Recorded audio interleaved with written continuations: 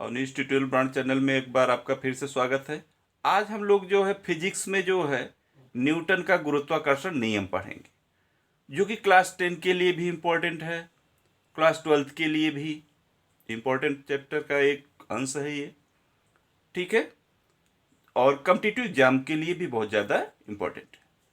हाँ, एक चीज़ ये कह दें कि प्लीज़ अगर आप चैनल पर पहली बार विजिट कर रहे हैं तो चैनल को सब्सक्राइब कर लीजिए और ज़्यादा से ज़्यादा लाइक शेयर और कमेंट करिए। ठीक, तो चलिए हम लोग न्यूटन का गुरुत्वाकर्षण नियम देखते हैं। इन्होंने क्या बताया कि किन्हीं तो पदार्थिक कणों के मध्य लगने वाला आकर्षण बल, कौन सा बल होता है? आकर्षण बल। यप, अगर इन कणों के बीच की दूरी मान लेते हैं आर है, ठीक है, दूरी आर मान ले रहे हैं, तो किन्हीं दो पदार्थिक कणों के मध्य लगने वाला आकर्षण बल एफ उनके द्रव्यमानों के गुणनफल के अनुक्रमानुपाती होता है तथा उनके बीच की दूरी के वर्ग के व्युत्क्रमानुपाती होता है। अर्थात इस चीज को हम लैंग्वेज में लिखे तो लिख सकते हैं, इनका नियम किन्हीं दो पदार्थिक कणों के मध्य लगने वाला आकर्षण बल, इसको एफ मान लीजिए, उनके द्रव्यमानों की गुणनफल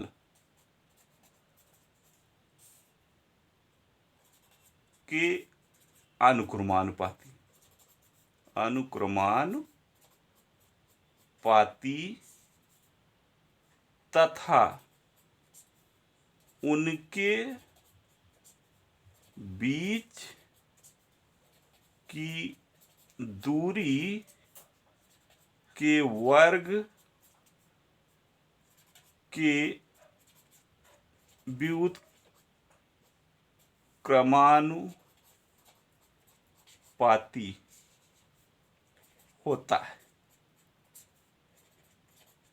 ये है इनका रूल। अब हम अर्थात इसे लिख सकते हैं कि F is directly proportional m1 m2 upon R square. ठीक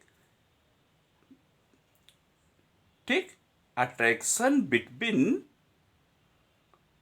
टू पार्टिकल्स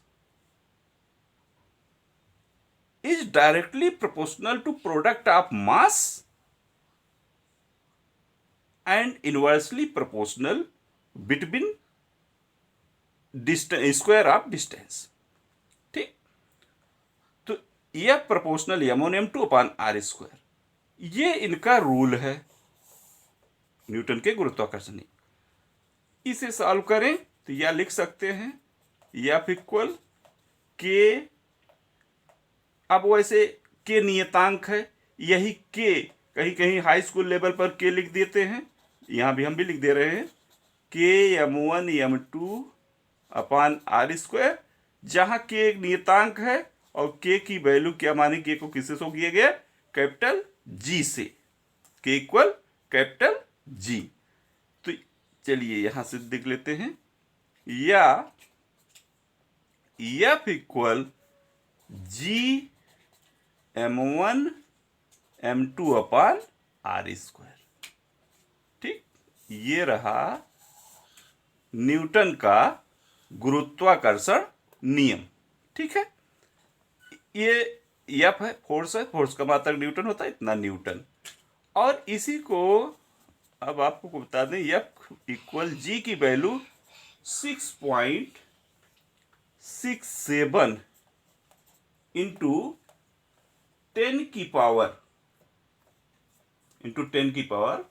-11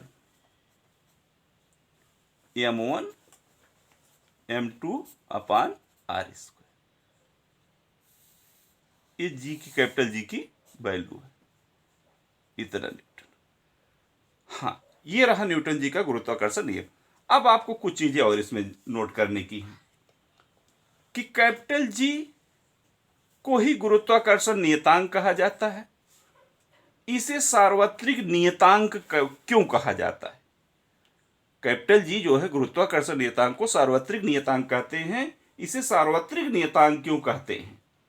इसका कारण है कि ये नियतांक जो है वो समय, स्थान, ताप, माध्यम, वस्तु के द्रव्यमान, वस्तु की प्रकृति, ठीक है, आदि इनका किसी पर कोई फर्क नहीं पड़ता, इस पर निर्भर नहीं करता, इसीलिए इसे सार्वत्रिक नियतांक कहते हैं।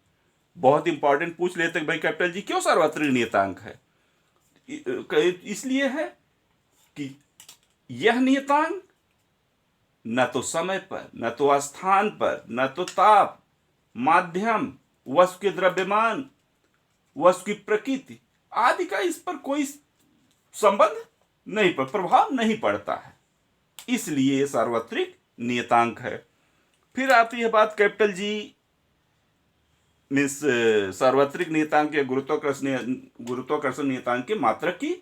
तो इसका मात्रक इसी से आप कन्वर्ट करके निकाल लीजिए। देखिए कैपिटल जी की वैल्यू क्या हो जाएगी, अगर लिखें तो कैपिटल जी इक्वल हो जाएगा f(r²), इसे क्रॉस मल्टीप्लाई कर लीजिए अपॉन m1 m2, इसी से इसकी यूनिट निकाल लीजिए। ठीक, तो फोर्स की यूनिट न्यूटन, आर क्या है, डिस्टेंस थी, न्यूटन इंटू मीटर स्क्वायर, और m1 m2 द्रव्यमान है, तो द्रव्यमान का किलोग्राम स्क्वायर।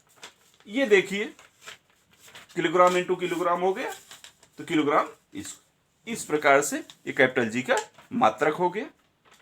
ठीक, तो ये कैपिटल जी का मान हो गया, ये कैपिटल जी का मात्रक हो गया। कैपिटल जी क्यों सार्वत्रिक नियतांक है इसको बता दिया गया है कि समय, स्थान, ताप, माध्यम, वस्तु के द्रव्यमान, वस्तु की प्रकृति पर इसका कोई प्रभाव नहीं पड़ता है, इसीलिए ये एक सार्वत्रिक नियतांक है।